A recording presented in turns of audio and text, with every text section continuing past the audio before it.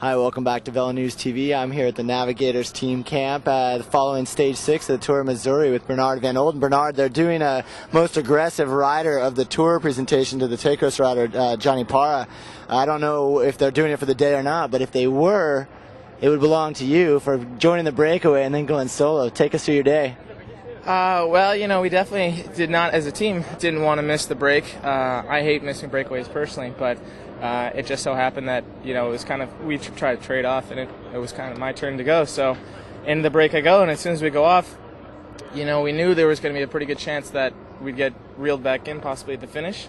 But, you know, you still got to try, and you still got to give it some gas in the break. So.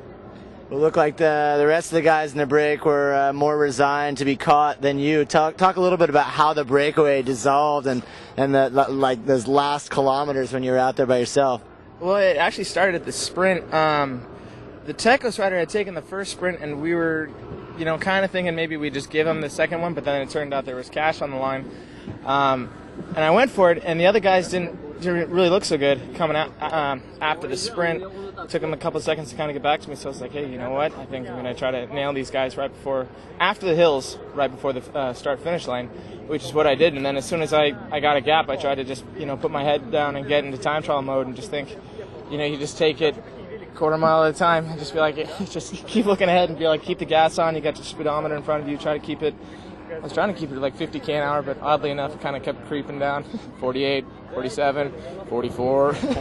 So by that point, I was just kind of wishing it would end. But at the same time, you know, this team is, you know, it looks like this team is definitely changing. I don't know what's happening next year, but, you know, it's kind of a way to say thank you to Ed Beeman for 2 great years for me at least.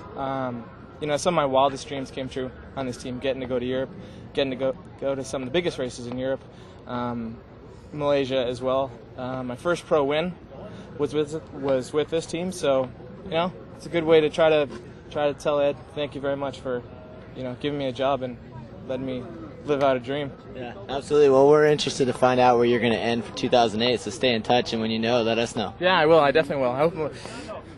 Still for hire, so somebody. Yeah. I was thinking that when you were out there, I was thinking, hey, for a guy who doesn't have a job yet for 2008, this is a good way to end the season, kind of get his name and his face out there for everyone who's watching. You know, a strong ride like that, absolutely.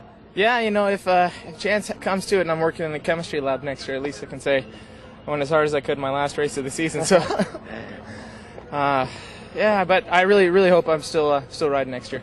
All right, well, we do as well. Thanks. Nice job. Thanks. All right.